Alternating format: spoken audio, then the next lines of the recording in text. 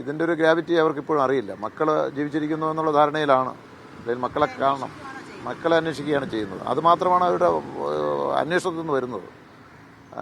പിന്നെ ഇന്നലെ പോലീസിനോട് മറിഞ്ഞു വീണ അല്ലെ കറ്റയിൽ നിന്ന് വീണോ അങ്ങനെ മകനെ രക്ഷപ്പെടുത്തുന്ന രൂപത്തിലൊരു സ്റ്റേറ്റ്മെൻറ്റിലേക്ക് പോയി എന്ന് ഡോക്ടർമാർ പറയുന്നുണ്ട്.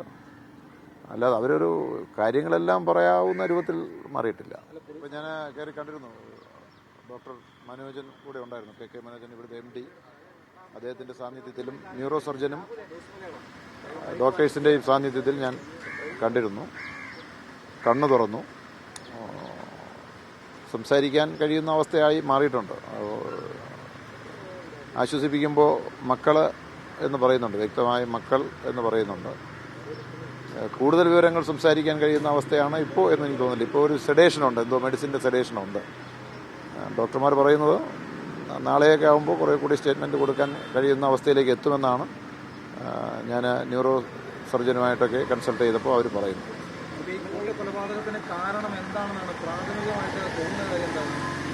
അത് ഇയാളുടെ ഇപ്പോൾ പ്രതി കൊടുത്തിരിക്കുന്ന മൊഴിയാണ് നമുക്കിപ്പോൾ വിശ്വസിക്കാൻ കഴിയുന്നത്. അയാളുടെ സാമ്പത്തിക പ്രതിസന്ധിയിൽ നിന്ന് കരകയറാൻ പറ്റാത്ത അവസ്ഥ വന്നു. അവിടെ പിതാവിന് ഗൾഫിലുള്ള വരുമാനമെല്ലാം നഷ്ടപ്പെട്ടു. ഇവിടെ അവരുടെ ജീവിതം മുമ്പോട്ട് കൊണ്ടുപോകാൻ വേണ്ടി കടങ്ങൾ പലയിടത്തു നിന്നും വാങ്ങിയിട്ടുണ്ട്. കൂടുതൽ കടം ചോദിക്കുമ്പോൾ കിട്ടാതെ വരുന്നു. അപ്പോൾ ജീവിത ചെലവുകൾ മുന്നോട്ട് കൊണ്ടുപോകാൻ കഴിയാതെ വരുന്നു. കടം ചോദിക്കുന്നവർ തന്നെ റഫായി പെരുമാറി. അതുകൊണ്ട് ജീവിതം അവസാനിപ്പിക്കുന്നതാണ് നല്ലതെന്ന് ഉമ്മയും ഇയാളും കൂടി തീരുമാനിച്ചു എന്നാണ് ഇയാളുടെ മൊഴി. അങ്ങനെ തീരുമാനിക്കുന്ന കൂട്ടത്തിലാണ് ഒരുപക്ഷെ പോയിസണെല്ലാം കഴിച്ചാൽ മരണം സംഭവിച്ചില്ലെങ്കിലോ എന്ന് കരുതി കൊല്ലാനുള്ള ദൗത്യം അയാൾ ഏറ്റെടുക്കുകയാണ് ചെയ്തത് എന്നാണ് അയാളുടെ മൊഴിയിൽ നിന്ന് മനസ്സിലാകുന്നത്.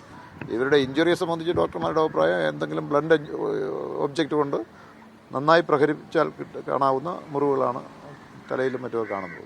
ഈ സംഭവത്തെക്കുറിച്ച് എന്തെങ്കിലും അറിഞ്ഞതായിട്ട് പറയുന്നുണ്ടോ? ഇല്ല, അവർക്ക് അങ്ങനെയൊന്നും പറയാൻ അവസ്ഥയായിട്ടില്ല. മാത്രമല്ല ഇതിൻ്റെ ഒരു ഗ്രാവിറ്റി അവർക്കിപ്പോഴും അറിയില്ല. മക്കൾ ജീവിച്ചിരിക്കുന്നു എന്നുള്ള ധാരണയിലാണ്. അല്ലെങ്കിൽ മക്കളെ കാണണം, മക്കളെ അന്വേഷിക്കുകയാണ് ചെയ്യുന്നത്. അതുമാത്രമാണ് അവരുടെ അന്വേഷണത്തിൽ നിന്ന് വരുന്നത്. പിന്നെ ഇന്നലെ പോലീസിനോട് മറിഞ്ഞു വീണ അല്ലെ കറ്റയിൽ നിന്ന് വീണോ അങ്ങനെ മകനെ രക്ഷപ്പെടുത്തുന്ന രൂപത്തിലൊരു സ്റ്റേറ്റ്മെൻറ്റിലേക്ക് പോയി എന്ന് ഡോക്ടർമാർ പറയുന്നുണ്ട്. അല്ലാതെ അവരൊരു കാര്യങ്ങളെല്ലാം പറയാവുന്ന രൂപത്തിൽ മാറിയിട്ടില്ല. അല്ല, ഈ സ്റ്റേറ്റ്മെൻ്റ് എടുത്ത് ഇത്തരം ചെറിയ ചെറിയ വാക്കുകളിൽ പോലീസിന് വളരെ വ്യക്തമാകുന്ന രൂപത്തിൽ സംസാരിക്കാറായിട്ടില്ല. അങ്ങനെ ബന്ധുക്കളോട് ആരോടോ ഇങ്ങനെ പറഞ്ഞുവെന്ന് ഡോക്ടർമാർ പറഞ്ഞു. ഡോക്ടർ പറഞ്ഞു. ഇല്ലല്ല, മരണമൊഴി രേഖപ്പെടുത്തുന്ന അവസ്ഥ, മരണത്തിൽ നിന്ന് രക്ഷപ്പെട്ടു വരുമെന്നുള്ളതാണ് ഡോക്ടർമാർ പറയുന്നത്. ഇല്ല, പോലീസ് വന്ന് മൊഴിയെടുത്തു എന്ന് പറയുന്നു. അല്ല, അത് ഏതോ ബന്ധുക്കളോടാണോ പോലീസിനോടാണെന്ന് പറഞ്ഞാൽ വ്യക്തതയില്ല. ഡോക്ടർമാരുടെ സംഭാഷണം കിട്ടി. ഞാൻ വിശദാംശങ്ങൾ ചോദിച്ചില്ല. കാരണം ഷെമിയെ കണ്ടാൽ അങ്ങനെ ഒരു ഇൻവെസ്റ്റിഗേറ്റീവായി ചോദ്യങ്ങൾ ചോദിക്കാൻ കഴിയുന്ന അവസ്ഥയല്ലല്ലോ ഇപ്പോൾ. എന്നോടാകെ പറയുമ്പോൾ മക്കൾ എന്ന് ചുണ്ടനക്കുക മാത്രമേ ചെയ്യുന്നുള്ളൂ. വ്യക്തതയില്ല. ഞാൻ MLA ആണ് എന്ന് പറഞ്ഞ് കണ്ണു തുറന്നു. പേര് വിളിച്ചപ്പോൾ കണ്ണു തുറന്നു. ഞാൻ വിളിച്ചപ്പോഴല്ല, ഡോക്ടർമാർ വിളിച്ചപ്പോഴാണ് കണ്ണു തുറന്നത്. ഞാൻ MLA ആണെന്ന് പറഞ്ഞു.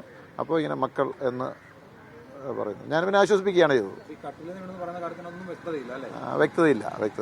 ഒരുപക്ഷെ പ്രാഥമികമായ അവരുടെ ബോധത്തിൽ നിന്ന് അങ്ങനൊരു നോർമൽ നിലയിൽ മൊഴി പറയാനുള്ള ആയെന്ന് എനിക്ക് തോന്നുന്നില്ല.